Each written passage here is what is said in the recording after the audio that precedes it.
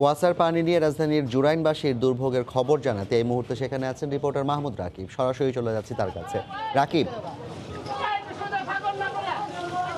হ্যাঁ জাফর, আপনি জানেন যে আজ সারাদিন ওয়াসার সামনে জুরাইন থেকে বেশ কিছু মানুষ গিয়ে তাদের এলাকার পানির সমস্যার কথা বলে এসছেন। ওয়াসার যারা কর্তৃপক্ষ তাদেরকে একই সঙ্গে বলা হয়েছে যে তাদের এলাকার পানির ব্যবহার এতটাই অনুপযোগী যে তারা বিভিন্ন মসজিদ থেকে পানি তাদেরকে সংগ্রহ করে নিয়ে যেতে হয়। এবং আমরা কিন্তু এখন সেটি দেখছি এখানে। আমরা যদি সেটি দেখছি যে এই যে মসজিদের যে যতগুলো কল আছে, এখানে টেপ রয়েছে, আপনি দেখছেন সেখান থেকে এই এলাকার যারা মানুষ রয়েছেন তারা কিন্তু বিভিন্ন কন্টেইনার, বোতল বা বড় বড় পানির গ্যালন এগুলো দিয়ে তারা পানি ভরে নিয়ে যাচ্ছেন। এবং এর কিন্তু এখানকার যারা স্থানীয়রা আমাদের জানিয়েছেন এই যে দীর্ঘ সিরিয়ালে কিন্তু সারাদিন থাকে এখানে, সকাল থেকে রাত 9টা 10টা পর্যন্ত।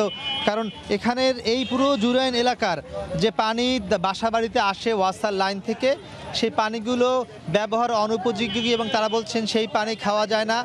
যদিও ওয়াসা থেকে বলা হয়েছে যে ঢাকা শহরের সব পানি শতভাগ সুপেয়, তারা কিন্তু এই কথার সঙ্গে পুরোপুরি দ্বিমত পোষণ করে বলছেন খাওয়া তো দূরের কথা, সেই পানি তারা ব্যবহারও করতে পারেন না। এবং তারা বলছেন যদি তারা খেতেও হয় সেটি আগে ফিটকারি দিয়ে এরপরে সেটি তারা যে ফুটিয়ে তারা খেতে পারেন। এর পাশাপাশি তারা বলছেন যে তারা যে পানি দিয়ে গোসল করছেন বা হাত মুখ ধোয়ার কাজ করেন, তাতেও কিন্তু তাদের নানা রোগের জীবাণুতে তারা আক্রান্ত হয়ে থাকেন। তা আমরা একটু এলাকার একজন যারা মানুষ রয়েছেন তাদের সাথে কথা বলতে চাই যে আপনি একটু বলবেন আপনাদের এই এলাকার যে এই পানির সমস্যা, এখানে যে দীর্ঘ সিরিয়ালটি, এটি কি সবসময় থাকে কিনা, আর সমস্যা কি কি রয়েছে একটু আমাদের বলবেন। এখানে মনে করেন সকাল 7টার থেকে বেলা 9টা পর্যন্ত মানে পানিটা এখান থেকে আমরা নিতে হয়। আর এই বেলা 5টার থেকে 7টা পর্যন্ত, সন্ধ্যা 7টা পর্যন্ত এখান থেকে পানি নিতে হয়। আর মাঝখানে আর পানিটা দেওয়া হয় না। আচ্ছা, আর এই পানির সমস্যা কি কি আছে আপনাদের এলাকায়? আমাদের পানির সমস্যা বলতে পানির মধ্যে দুর্গন্ধটা আসে, আর মাঝে মধ্যে কচিতে মানে একটু কালো পানি আসে, যার জন্য ওই পানিটা আমরা ব্যবহার করতে পারি না, খাইতে পারি না, ওইটাতে খাওয়ার উপযোগী হয় না। আর যদিও আমরা যখন পরিষ্কার পানিটা আসে তখন ফিটকারি বা কিছু মেডিসিন মিক্স করে তারপরে এরা ওই খাওয়ার উপযোগী করতে হয় পুরায়া। আর এই পানিটা মনে করেন ডাইরেক্ট আমরা এখান থেকে পাইতেছি, যেটা এটা মানে খাওয়ার উপযোগী। যে আপনাকে ধন্যবাদ।